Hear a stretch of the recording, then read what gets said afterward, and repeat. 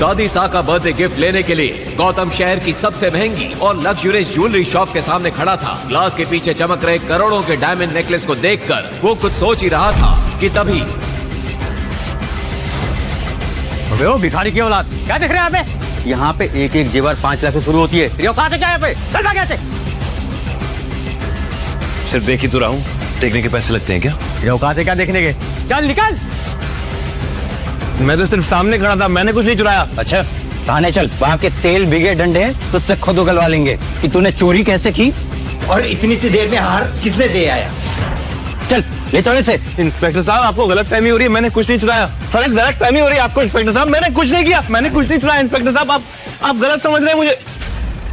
Police वाले गौतम को उठाकर थाने ले गए। अरे छोड़ो मुझे, छोड़ो, क्यों पकड़ा है मुझे तुम लोग? छोड़ो। आप गलती कर रहे हैं सर। जा जाके अंदर चुपचाप बैठ जा, वरना मार मार के अधमरा कर दूंगा। और सुन, उस कोने में मत बैठना, अभी तेरे जैसे एक चोर को इतना पीटा है कि साले का मुंह निकल गया है। इंस्पेक्टर साहब, आपको गलतफहमी हुई है, मैं कोई चोर नहीं हूँ, मैं अवनी अग्रवाल का पति हूँ। क्या? अच्छा, तो तू है अग्रवाल फैमिली का वो निठल्ला घर जमाई, अमीर बीवी को लुभाने के लिए चोरी कर रहा था। डालो इसे अंदर। सर प्लीज मेरी बात सुनिए, मैंने कुछ नहीं किया है। देखिए आपको गलतफहमी हो रही है, मैंने कुछ नहीं किया है सर। हेलो अवनी मैम, अरे आप अपने रखेल जैसे पति को पैसे क्यों नहीं देते? यहाँ हमारा काम बढ़ जाता है। क्या हुआ इंस्पेक्टर? अरे आपका मन बहलाने के लिए आपका राजकुमार सुनार की दुकान से चोरी करता हुआ पकड़ा गया। व्हाट?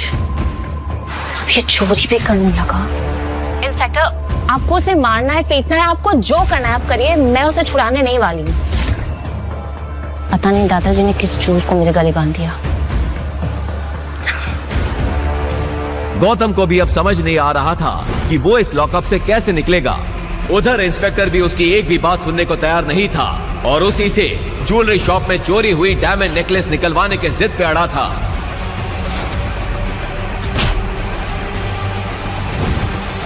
चोरी करता है। इंस्पेक्टर एक मोटा डंडा लेकर गौतम को पीटने के लिए बढ़ा, तभी पीछे से एक कड़क आवाज आई।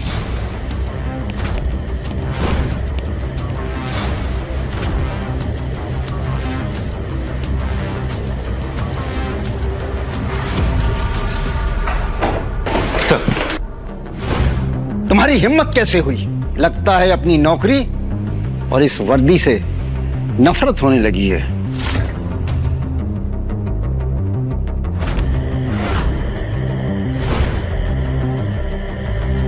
हुकुम, आपको यहां जो परेशानी हुई उसके लिए मैं आपसे माफी मांगता हूं। सर, ये आप क्या कर रहे हैं सर? ये अग्रवाल फैमिली का आवारा सा घर जमाई है। सर, ये मित्तल सेठ की दुकान से हीरे का नेकलेस चोरी करते हुए पकड़ा गया है। और तो और इसकी बीवी ने भी इसे छुड़ाने से मना कर दिया है। Shut up! जो बेटा, अब तुम्हारा सस्पेंशन नहीं, सीधा टर्मिनेशन होगा। अरे जानते भी हो तुम ये किसको लेकर आए हो यहाँ पर? अरे अगर ये चाहे तो उस जैसे 10 ज्वेलरी शॉप खरीद कर मुझे वहां गार्ड बनाकर बिठा दें। फिर कमिश्नर ने अपने मोबाइल पर उस इंस्पेक्टर को कोई मैसेज दिखाया। वो देखते ही इंस्पेक्टर का चेहरा सफेद पड़ गया। सर, मुझसे भूल हो गई, अब मुझे प्लीज माफ कर दीजिए। सर, रुको, मुझे क्षमा करिए। आइए, मैं आपको अपनी गाड़ी से घर छोड़ देता हूँ। ठीक है, मैं सब भूल जाऊंगा, लेकिन एक शर्त पे। हुकुम। आपको भी मेरा ये राज भूलना होगा। मेरे इस राज के बारे में कानो कान किसी को खबर नहीं होनी चाहिए, खासकर मेरी बीवी को। हुकुम। गौतम के इतना कहते ही पूरे पुलिस स्टेशन में हंगामा मच चुका था। लेकिन एक सवाल, क्या सच में गौतम कोई चोर था या इसके पीछे कोई गहरा राज छुपा था? और क्यों कमिश्नर ने उसे हुक्म कह के बुलाया? आगे एक ऐसा राज खुलेगा जो आपके होश उड़ा के रख देगा। गौतम जैसे ही थाने से बाहर निकला, एक लग्जरी कार आकर वहां रुकी। उसमें से एक बुजुर्ग शख्स उतरे और उन्होंने गौतम के हाथ में एक छोटा सा बॉक्स दिया।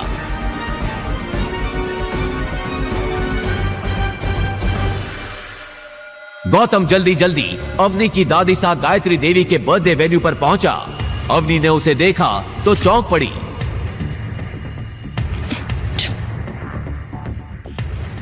यहाँ कहाँ से आ गए? चोर कहीं के। किसने छुड़ाया तुम्हें थाने से? वहीं पड़े पड़े सड़ जाते ना तो अच्छा होता।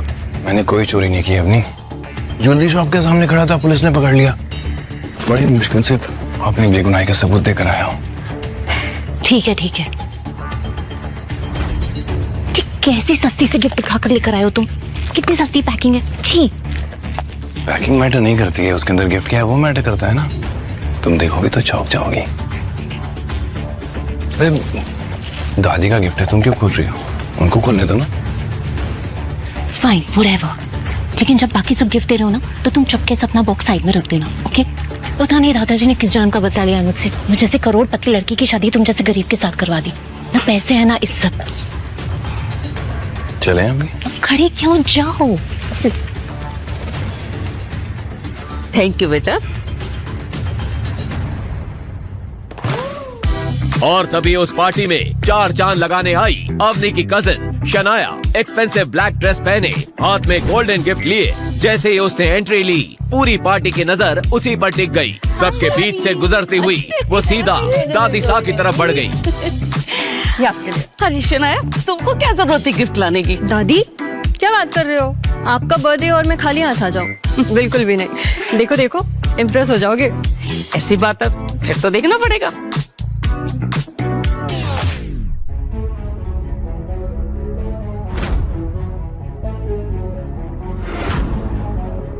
डायमंड पेंडेंट, इतना चमकीला हीरा अपनी 75 साल की उम्र में तो मैंने पहली बार देखा है। शनाया बेटी, तुम तो इस घर की बेटियों से बिल्कुल अलग हो। समझदार और स्मार्ट। बहुत खूबसूरत है, बहुत अच्छा है। ऐसा बोलकर गायत्री देवी ने अवनी की तरफ देखा और अवनी ने शर्म के मारे अपना सिर झुका लिया। ये डायमंड पेंडेंट तो काफी महंगा होगा, है ना श्रेया? हाँ, पूरे 1.5 करोड़ का है।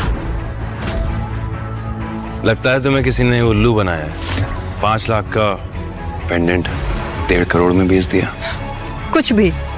और वैसे भी जो लोग खुद की जेब में 500 रुपए का नोट लेकर घूमते हैं ना, वो किसी और को लाखों करोड़ों का ज्ञान नहीं दिया करते। तू इस पार्टी को खराब करने आया। खुद तो निठल्ला है और डायमंड का दाम गलत बता के मेरी पोती को सबके सामने जलील करता है। दादी साहब, मुझ पे भरोसा नहीं है तो मिस्टर पारेख से पूछ लीजिए। वो तो राजस्थान के सबसे बड़े डायमंड मर्चेंट है ना। मिस्टर पारेख,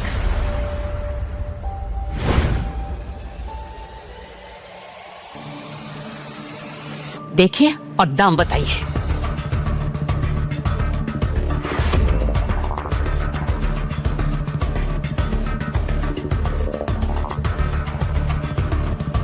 किसी ने नकली डायमंड को असली डायमंड की तरह तराशने की कोशिश की है।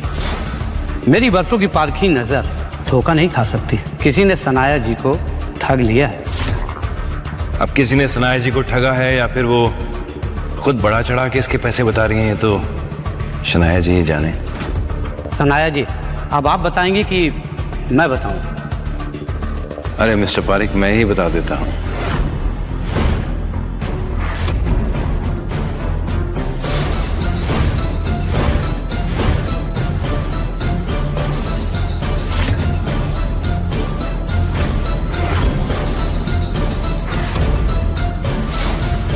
सॉरी सॉरी सॉरी सॉरी, तुम्हारा पेंडेंट डायमंड का नहीं, कांच का है।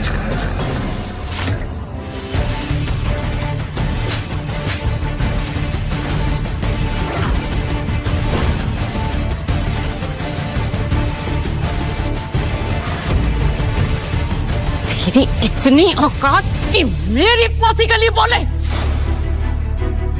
तो क्या गिफ्ट लेके आया ठल्ले, वो बताओ।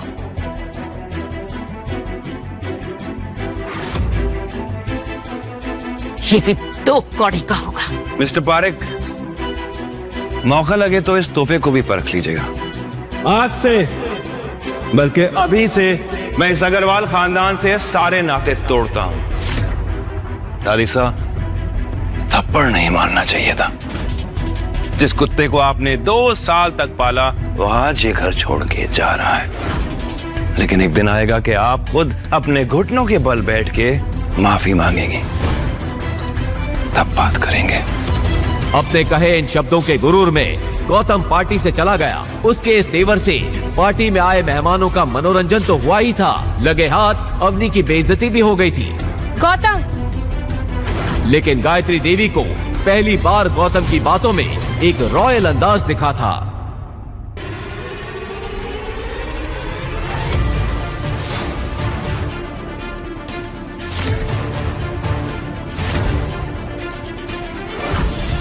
गौतम, अरे गौतम को रोको कोई, गौतम को रोको कोई।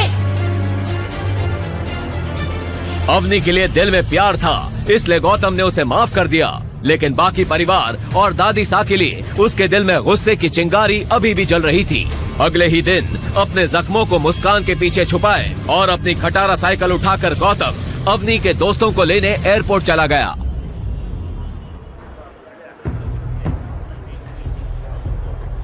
प्लेन लैंड करे 20 मिनट हो चुके थे।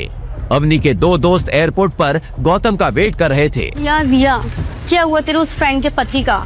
देखना अभी तक आया नहीं। आई नो, आता ही होगा। यू नो मेरी फ्रेंड है ना अवनी, वो बहुत अमीर है। 12 to 15 तो उसके पास कार्स है, चूज ही नहीं कर पा रही होगी कि आज कौन सी लेके जाए। तभी वहाँ खुद अवनी कैब से आ पहुंची। Hi, how are you? Good, and I'm so sorry I'm late. Gautam, एक minute, I'll just call him. Hello Gautam, कहाँ हो तुम? तुम्हें यहाँ मुझसे पहले होना था ना? बस अपनी में आई गया। और क्या हुआ? तुम ऐसे हाफ क्यों रहे हो? हाँ पहुंच रहा हूँ। जल्दी आओ। He is just coming. अभी आ रहा है।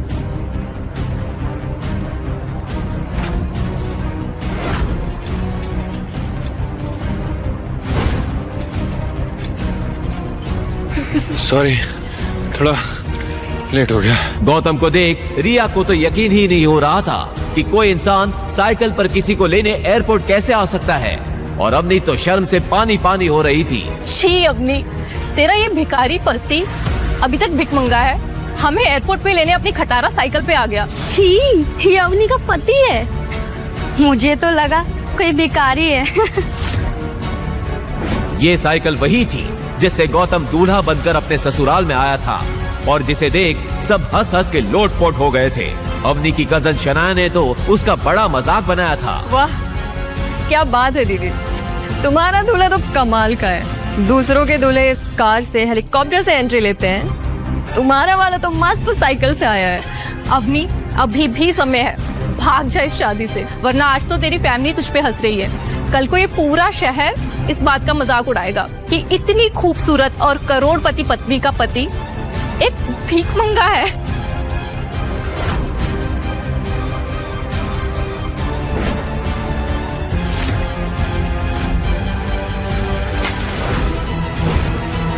तुमने क्या कसम खा रखी है गौतम कि सबके सामने मेरी नाक कटाओगे? मेरी करोड़पति फ्रेंड्स को एयरपोर्ट पे लेने के लिए साइकिल से आए हो? तुम्हें शर्म नहीं आती? मैंने कहा था ना, घर से गाड़ी लेकर आना तुम। अवनी, जब मैं घर गया ना तो एक गाड़ी खड़ी थी, और जब मैं चाबी लेने गया तो बड़े वाले नौकर ने बोला कि ये गाड़ी नहीं ले जा सकते। तो मैं क्या करता? God, I can't with you, Gautam. You know, तुम वो घंटा हो जैसे कोई भी बजा के चला जाता है। घंटा? घर के जमाई होने के बाद भी घर के नौकर तुम्हें डांट लगा के चले जाते हैं। You know why? क्योंकि तुम एक फटेहाल भिखारी हो। अरे गाड़ी नहीं थी तो कैब से आ जाते ना। पैसे नहीं थे मेरे पास, सिर्फ 75 रुपए थे। फिर मैंने सोचा मैं यहाँ आके तुमसे पैसे ले लूंगा। You know what? थोड़े पैसे मुझसे ले लो और जाके जहर लेकर आ जाओ। तुम जैसे भिखमंगे पति होने से बेटर है कि मैं मर जाऊं। You know what? अभी हम शहर के सबसे बड़े होटल उमेद भवन जा रहे हैं। तुम वो सामान गाड़ी में रखोगे और फिर अपनी साइकिल से पीछे पीछे आओगे और वहां रूम में सामान रखवाओगे। यही तुम्हारी सजा है। अवनी की सहेलियों की हंसी और तानों के बीच गौतम ने बिना कुछ कहे सारा सामान गाड़ी की डिक्की में रखा और चुपचाप सिर झुकाए अवनी के सामने जाकर रुक गया। और तुम अपनी खटारा साइकिल लेकर हमारे पीछे पीछे आओ।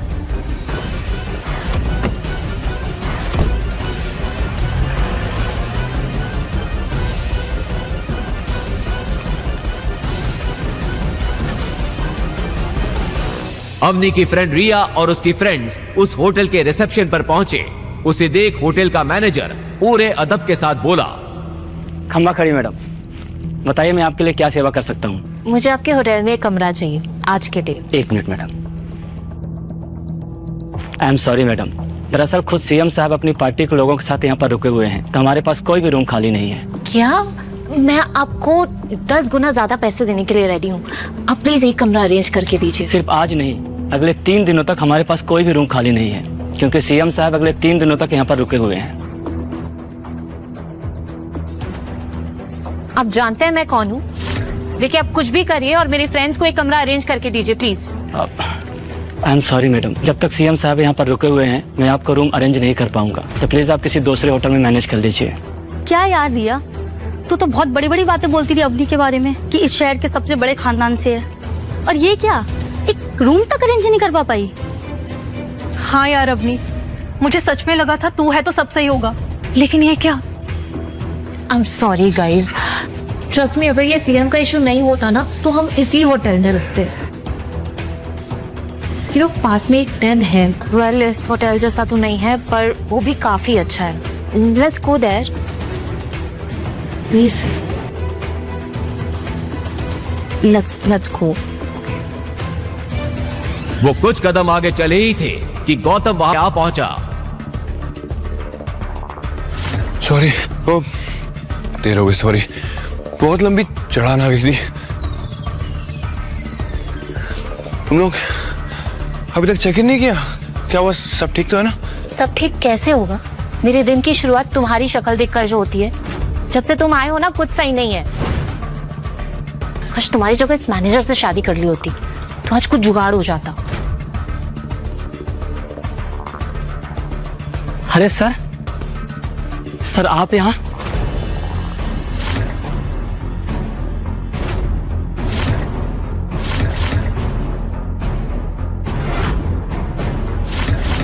सर आप यहाँ हमारे गरीब खाने में? सर हम धन्य हो गए सर हमारा सौभाग्य सर कि आप सर यहाँ पर आए। सर अब आप आ ही गए हैं तो मैं आपको अपने होटल का सबसे लग्जरियस रूम बुक कर देता हूँ। ये क्या बकवास है? हमारे लिए आपके पास अगले 3 दिन तक कोई कमरा नहीं है, और इस भिखारी के लिए स्पेशल रूम। हाउ? क्या कहा आपने? भिखारी? लगता सर के बारे में आपको मालूम नहीं है गौतम साहब। और इससे पहले कि वो मैनेजर आगे कुछ कहता कि अंदर खबर फैल गई। जैसे ही अंदर खबर फैली कि गौतम उमेद भवन में आया है, अंदर से राज्य के सीएम गौतम सर अपने सभी नेताओं के साथ बाहर आए। और फिर जो हुआ उसे देखकर तो अवनी, रिया और उसकी सहेलियां लगभग बेहोश हो गईं।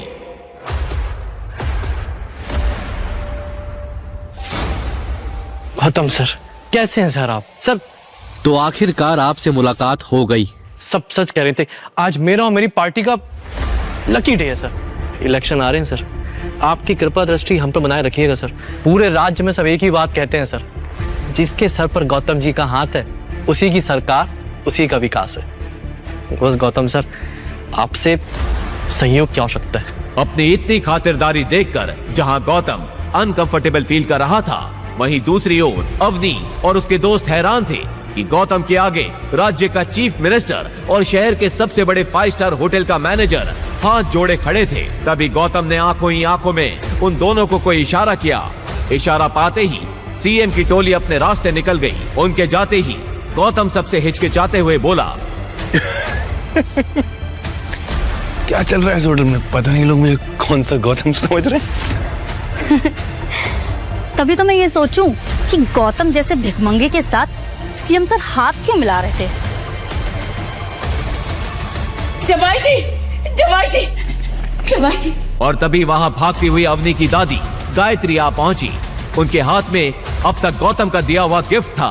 जमाई जी हमें माफ कर दीजिए, हमसे बहुत बड़ी भूल हो गई। हमारे घर में हीरा था और हमने उसकी कदर नहीं की। जब तुम्हारा तोहफा देखा तब मुझे समझ में आया कि हम कितने बड़े बेवकूफ थे। अरे तुम्हारा तोहफा तो करोड़ों रुपयों के हीरे जवाहरात से भी ऊपर है। हमसे बहुत बड़ी भूल हो गई, हमें माफ कर दो जवाई जी, हमें माफ कर दो।